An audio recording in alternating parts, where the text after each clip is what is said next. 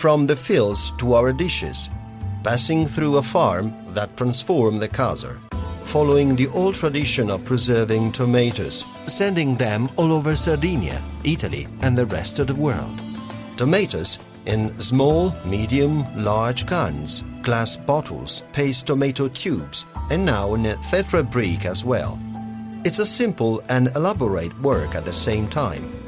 From the fields to the farm, which washes, peels, preserves, and hermetically seals the tomatoes in order to bring to the customers the maximum in freshness and quality. In the past, towards the end of summer, housewives used to buy tomatoes to make tomato sauce for winter time. They boiled a little the tomatoes, then they peeled them. They put them into sterilized jars, which were boiled once again to prevent bacteria from proliferation.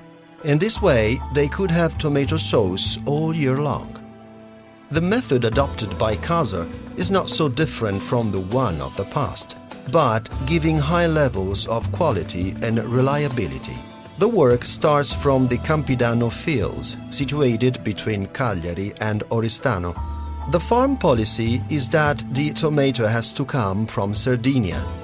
Specific directions have been given to the peasants in order to have, as far as possible, the same quality of harvest. In this way, it's not important for the customers if the tomato is coming from Sesto or Cabras. Casar has been selected by other farms which put their brand name on its product. These farms are well known all over the country that, for market strategies, they choose to process the tomato in Sardinia. Casar is the largest farm on the island, 27,000 square meters and 40 workers. But in summertime, they reach the number of 440. There are about 1,000 of farmers that work for Casar, together with many drivers for the goods delivering. This creates richness and prosperity for the small town of Serramanna. The work in the fields starts from the month of April to May, with the furrowing of the land, the seeding and the checking of the little plants. The harvest time takes place in August and September, when the sun is very hot in the middle of the summer season. Only in this way it is possible to obtain the unique taste of a tomato species called Roma, with its stretched typical shape, the best for tomato sauce. The farm Casar starts its work in summer. It lasts only 1 month. They process tomato sauce to sell it all year round. After having collected the tomatoes and loaded the lorries, they transport the goods to Serramanna, the only processing factory in the area. In the past, there were other factories in Oristano and Valle d'Oria, but today they no longer exist. The lorries arrive to the factory, the load is checked and weighed. Then the tomatoes are sorted to different processing lines. The selected goods is marked in order to track where it's coming from. The field crop follow 2 main roads. The first is the tomato paste processing. The other one is the tinned, peeled and chopped tomatoes. The washing process starts outside the farm, and it is the most delicate part. The tomatoes are put into big tanks with water. The water transports and washes them without damage. A big metal roller removes any stems and leaves. Before entering the process, they will undergo several more washings, either manual or mechanical, and sorted once again. From the last washing tank, the tomatoes are conveyed in a steam tomato peeling machine, and immediately after they are cooled. This permits to the skin to come off from the fruit. Another set of peeling machines shall retain and discard the skins gently to avoid damaging the fruit. After the peeling operation is the time of a work that only the human eye can do, the product selection. No machine can replace the human ability to choose what is most suitable for further processing sections, and are mainly the women to have this ability. As the farm manager Pierpaolo Palma says, every farms, and especially this, it's like a human body, where there is a brain, a heart, separate organs, but all serve a single purpose to create a final result. As far as concerns the collection, we know exactly from where every load of tomatoes is coming from. We know what kind of process the tomato had in the field. We know the people who give us the tomatoes. In this way, we can link together the field production with the industrial production.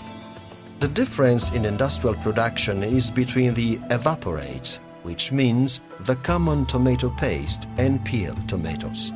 Each type of the lines have particular needs of a specific product, with which to get the best of the best from the point of view of industrial production, but also in terms of organoleptic characteristics of the product.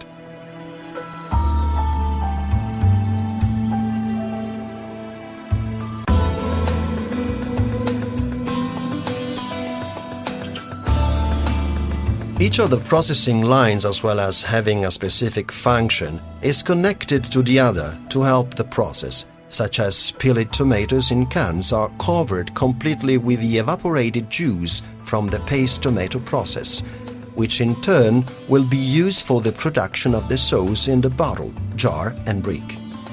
There are many involved in the sorting of tomatoes to be included in the subsequent process, because what the first person doesn't see, the second one can intervene. Standing in front of the rotating belt, they remove the green fruits and unhealthy yellow, those that are too small and not outwardly presentable.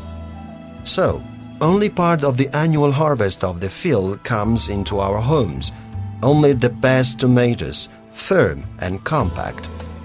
Then they move from here to the different lines. Once selected for the peeled tomatoes, they continue their path in the rotating tape.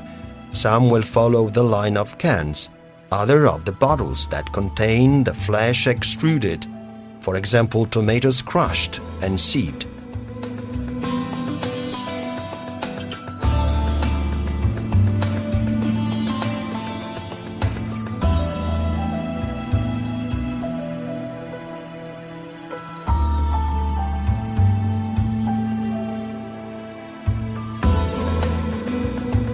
In the line of the jars, the tomatoes are carried on by a rotating belt under the watchful eye of an attendant. The jars are filled up. Another machine shall fill the jar with fresh tomato juice. At this point, the jars are closed and sealed with lead tin plate. Another machine, depending on the can format, closes up to 500 cans per minute. It closes the lid in the can hermetically. The closed cans are sterilized by passing through stainless steel basins, where they will remain in hot water at over 100 degrees for a variable time depending on the format, before being gradually cooled. Everything is mechanical but soft. The cans, in spite of repeated falls, remain intact. When the cans exit to the sterilizer, are punched by a special machine with the code that specifies the type of product, the initials of the factory, the year, the day, the hour and minute of production. The cans are then palletized for later labeling that takes place during the year. The bottles are hand-blown upside down so that any impurities are removed, then filled with product at over 90 degrees and enclosed with a cap in tin plate. Once closed, the bottles undergo a pasteurization process just as you did at home once, with exposure to a vapor of 100 degrees. Then they are cooled with water, punched, palletized for subsequent packaging. The brick has a process in itself that requires the utmost care. Containers arrive open. Actually, it is a huge tape of special paper, the Tetra Pak precisely. Everything is mechanized. Even the container is made up by special mechanical arms, and it is another machine that releases hydrogen peroxide to sterilize the container. Then the brick is filled. Two mechanical arms give to the brick the rectangular shape that we all know. Then it is sealed. The process of peeled tomatoes, chopped or tomato paste, it's all here. But the work of selection is not over, because the quality control must ensure that no box, jar, bottle or package has some dents or other defects which do not make it more suitable for sale. For all packages, drums, cans, bottles, date of production is placed in clear or in alphanumeric code. This method allows to guarantee the traceability and the identification of its source at any time. The purpose of traceability is to ensure that all components of the product, from raw materials to storage of the finished product, is identifiable, traceable, and uniquely correlated. On every can or on each box there is an abbreviation from which you can find out who produced it. For example, SI1. Then there is a letter identifying the year of production. There is even the time of production and a 3-digit number which is the day of the year. We and those experts know that from that number it's possible to trace back the raw material that was used for filling that single package. Since 2005, it is mandatory for all companies of a food chain, from manufacturer down to the final consumer, to identify and ensure the traceability of a product. Then, the company that distributes it is the guarantor of security of the food to the consumer. We were among the first in Italy to indicate that it was exclusively local Italian tomatoes. That means that it was certified tomatoes from Sardinia. What unfortunately happens in Italy is that in the folds of the law you can import the product rather than national and nationalize it, paying duties, and then turn it into product of Italy.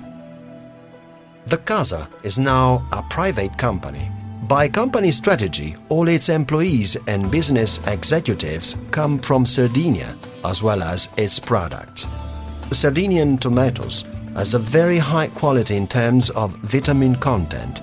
In general, is a tomato rich in beta-carotene, lycopene, and vitamin. It is more effective than any other anti-aging medicine. The sun on our island is one of the most effective antioxidants that nature knows.